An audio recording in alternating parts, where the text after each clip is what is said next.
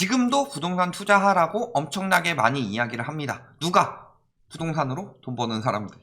부동산 전문가 6인의 대답. 자, 여기 뭐 투자증권, 여기는 뭐 둘째치고 이분 프로미, 나를 위한 거기죠. 재개발 그쪽 엄청 띄우시는 분. 그 다음에 요건 말할 것도 없이 그분이고, 이분 갑이죠.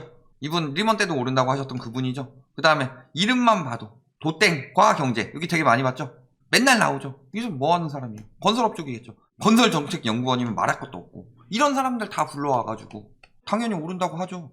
특히 예전에 저렇게 6명에 꼈던 사람들 중에서 스탠스 바꾼 사람들, 전처럼 안전하지 않다, 위험해졌다, 가능성이 있다, 이렇게 말하는 사람들은 무조건 다 빼버린다. 이제 예를 들어 뭐 양모 소장님이라든가 이런 사람들 스탠스 바꾸니까 바로 빼버리죠. 이제 기사에서 본 적 있어요. 최근에 작년까지 엄청 많이 나왔었는데 올해는 떨어질 수 있다 그 얘기 하니까 올해부터 빼버렸죠. 아예 언론에서. 그러면서 유리한 데만 갖다 쓰죠.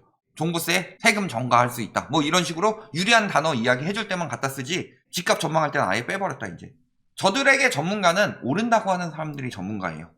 그렇지만 이제 또 집값 계속 오른다는데 집 사진 말래요. 투자는 어디로 가래요? 상가. 주택보다는 상가가 수익이 없기에 유리하고, 상가를 사지만 그래도 추가 매입도 생각해볼 만하다.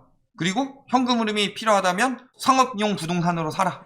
현금 흐름이 더 필요한데 주택보다 황금성이 떨어지지만 상업용 부동산으로 사라는 건 어느 나라 개소리예요? 황금성이 좋은 게 현금 흐름이 필요하신 분 아니에요? 월세 받는 거 얘기하는 거예요? 주택에서는 월세 못 받아요.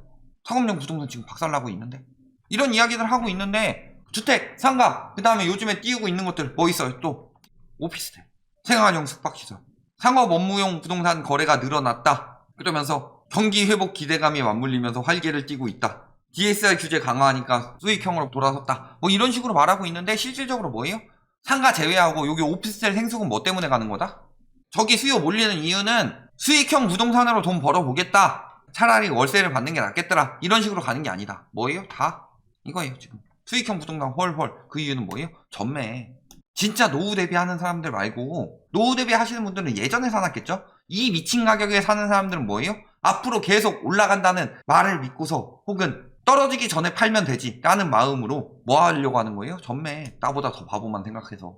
너도 나도 전매 들어가서 샀어요. 한 1000실 분양됐는데 이 중에 한 500실 이상이 전매하려고 사는 거다. 그런데 문제는 뭐예요? 전매하려는 사람이 500명이야. 근데 막상 수요는 원래 500명밖에 안 되는 거였어. 그것도 기본 수요는 원래 300명인데 200명은 요즘 저런 말에 넘어가서 들어온 거라서 여기까지가 한계였어. 많아야 한 600명이야. 500실인데 사야 될 수요는 100명이에요. 뭐예요, 이 가격? 다 박살 나는 거지. 몰린다고 해서 늘어난 게 아니에요. 오피스텔 시장 봅시다. 오피스텔이 애물단지래요. 왜 애물단지예요? 세금 폭탄. 세금 폭탄 왜 맞았어요? 주택을 보유한 상태에서 오피스텔을 구입하는 거. 일단 내 집은 있고 요거를 수익형으로 써보겠다, 혹은 전매를 하겠다, 이런 식으로 매입을 했어요. 노후 대비하려고 수익형으로 쓰세요. 오피스텔 수익률이 좋습니다. 그냥 홍보사 직원들 보면 오피스텔 수익률 한 7, 8% 나온다 그래요. 그것도 대출 안 꼈고. 그럼 대출 한 4%라고 쳐봅시다. 한 2억짜리 오피스텔을 샀다. 7% 나오려면은 보증금 한 5천 끼고, 그럼 1억 5천에 7%면 얼마예요? 87.5만원 정도 한다.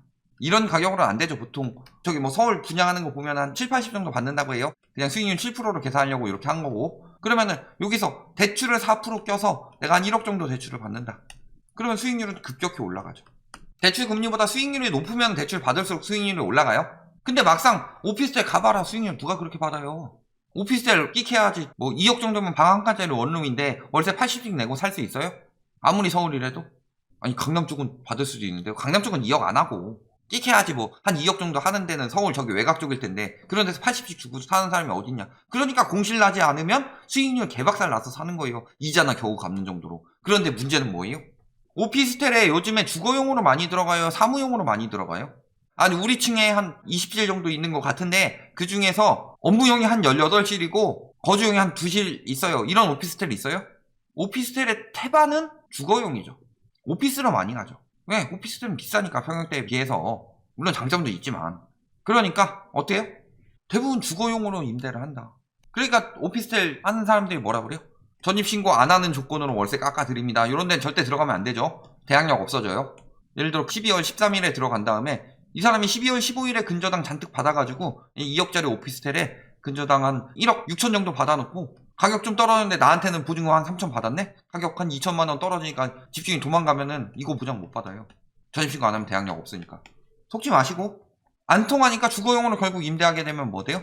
세금 폭탄. 왜? 주거용은 주택수에 들어가기 때문에. 자, 생활형 숙박시설.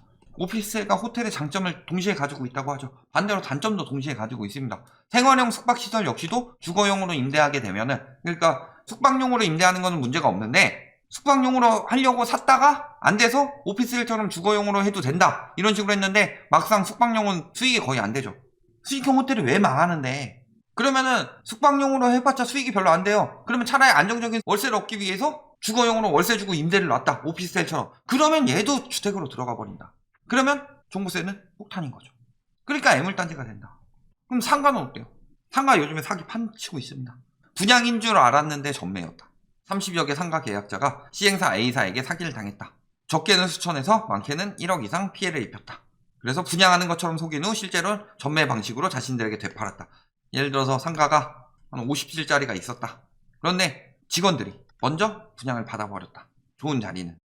그래 놓고서 예를 들어 분양가가 5억인데 6억에 내놓고서 직원들이니까 요거를 분양인 척 속여서 비싸게 판다. 이런 사례 굉장히 많습니다. 지방이니까. 지방 아니에요. 미사에서도 그런 일이 있었어요. 그리고 계약서 위조. 그러면서 노후 대비로 혹은 안정적인 수익을 올리면서, 조물주 위에 건물주잖아요. 수익도 올리는데 나중에 여기 저기 연예인들 빌딩 파는 거 봐봐라, 얼마나 비싸게 파냐, 시세 차익도 남길 수 있어요. 개소리 집어치우고 신규 분양하는 상가치고 제대로 되는데 거의 없어요. 보통 한 몇 년은 쭉 빠져요. 수익률. 공실 길어지고. 특히 신도시일수록 더. 화수인 신도시는 아니지만. 지금 상황 보면 어때요? 1억 날렸지만 폐업한 게 다행이다. 어디? 명동. 자, 지금이야 뭐 다른 상권 뭐 유망한 데 많았지만 옛날에는 상권하면 명동이었죠. 그런데 명동 상권 지금 박살났다. 지난해 3분기에 비해서 임대료가 얼마나 떨어졌다? 30% 떨어졌다. 30% 떨어졌는데 안 나간다, 공실로. 왜? 상권이 망했으니까. 공실률 47.2%. 특히 수익형 부동산은요, 진짜 돈 많은 사람들이야 뭐 꼬마 빌딩 뭐 이런 걸로 사가지고 리모델링해서 팔고 뭐 이런 게 되는 거지. 상가 같은 경우는 대부분 대출 많이 끼죠. 아니 그래도 수억대 나가는데, 그러면은 대출을 많이 꼈는데 공실이 난다? 근데 상가 같은 거는 관리비도 엄청 세요. 그러면 관리비 내야지, 대출 이자 내야지, 뭐 하다 보면은 모아둔 돈 날아가는 건 순식간입니다. 근데 지금 수익형 부동산이 유망하대요. 상가가 유망하려면 어느 정도는 돼야 되냐? 코로나가 끝나서 이제 앞으로 경기가 살아난다, 이 정도의 기준으로 했을 때 되는 게 아니다. 예를 들어 코로나로 인해서 공실이 많이 났어요. 그래서 상가 가격이 많이 떨어졌다. 그러면 모를까, 지금 상가 가격은 하나도 안 떨어졌죠. 그런데 공실이 많아요? 그렇다는 건 상가 가격은 그대로인데 수익은 내기 굉장히 힘들고 버티긴 힘든데 공실이 채워질 때까지 기다려야 돼요. 그런데 미쳤다고 지금 수익형을 사냐? 왜 근데 상가 가격이 올랐어요? 저금리니까. 수익형 부동산은 저금리 때 가격 쭉쭉 올리잖아요. 그런데 상가를 사래요. 누구 인생 말아먹으려고. 그래도 집은 거주하면 되는 거고, 나이 드신 분들 진짜 돈 못 갚게 생겼으면은 주택연금이라도 들면 되는데 상가는 어떡하려고. 상가 잘못 사면은 파산해야 돼요, 파산. 그러는 동안에 저런 거 소개시켜준 인간들은 적게는 2%에서 많게는 10%까지 수수료 챙겨간다. 당신이 7억짜리 상가를 사면은 그 사람이 적어도 1,000만원에서 많으면 7천만원까지 챙겨가요, 분양하는 데 같은 경우. 그러니까 집 파는 것보다 상가 파는 게 수수료가 훨씬 더 많이 남아요. 그러니까 상가 추천하는 거고. 쓰레기들이죠. 1억 3,400만원짜리가 2,800만원에 낙찰. 그 낙찰이라도 됐으면 차라리 다행이다. 감정가의 30%가 채되지 않는 간격으로 팔리는 점포가 수두룩하다. 왜? 폐업하고 월세 안 들어오면 끝. 근데 문제는 이런 상황인데 상가 투자 들어가래요. 그것도 낙찰이 되는 경우도 있는데 낙찰 안 되는 경우도 많죠. 특히 예를 들어서 수익률 안 나올 뿐만이 아니라 수익률 안 나오는 상황에서 나도 죽겠는데 하고 자영업자가 한번 미친 생각 먹어보고서 유치권 행사하고 막 난리 쳐봐라. 그런 데는 상가 가격 같은 경우 2,800만원도 안 나와요. 100만원대 나오는 데도 있었는데, 옛날에. 불과 작년에만 해도. 주택시장 어때요 지금? 금강구, 노도강 이런 데 다 떨어지고 있다고 하죠. 하락거래 늘어나고 있고 지방 외곽 다 떨어지고 있다. 근데 도심은 전이 안 된다, 이런 이야기 하고 있어요. 도심은 안 떨어져요? 전문가란 작자들이 외곽은 떨어져도 똘똘한 채 안 떨어진다 이 난리 치고 있는데, 떨어지나 안 떨어지나 한번 보고 나머지 지역은 이미 떨어지고 있죠. 주택 살 때예요. 다주택으로 투자할 때예요.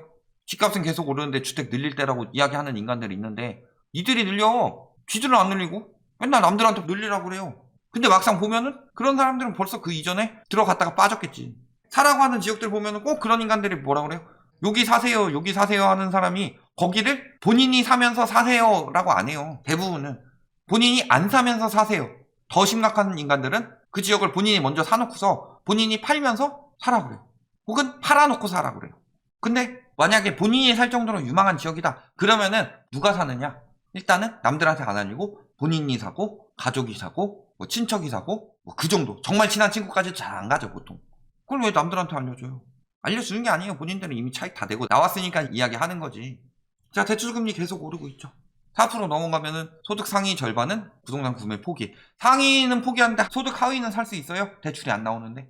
근데 현금 부자들 맨날 사준다 이야기하고 있는데 지금 거의 이제 3.3% 정도 나오는데 평균이 4% 눈앞이죠. 내년에 금리 인상 안 돼요? 내년 1월부터 바로 될 것 같은데 지금 금리 인상 안 돼도 대출금리 계속 올라가고 있죠. 4% 넘어가는 건 진짜 순식간이다. 5% 넘어가면 70%가 안다고. 안 사고 안 사고 안 사는데 누구 보고 자꾸 사라 그래요? 금리 계속 올라가는데. 집 구매 아니에요. 부동산 구매예요. 부동산. 앞으로 금리 올라가면서 적어도 88% 안 사는 수준까지는 올라가고도 남을 걸로 보이는데 부자들은 안 사는데 왜 자꾸 누구 보고 사라 그래요? 그러니까 지금 저런 말에 넘어가서 사는 사람들이 당한다. 결론, 주택은 이미 뭐 박살났죠. 그 다음에 상가, 말할 것도 없죠. 상가 시장 괜찮아요?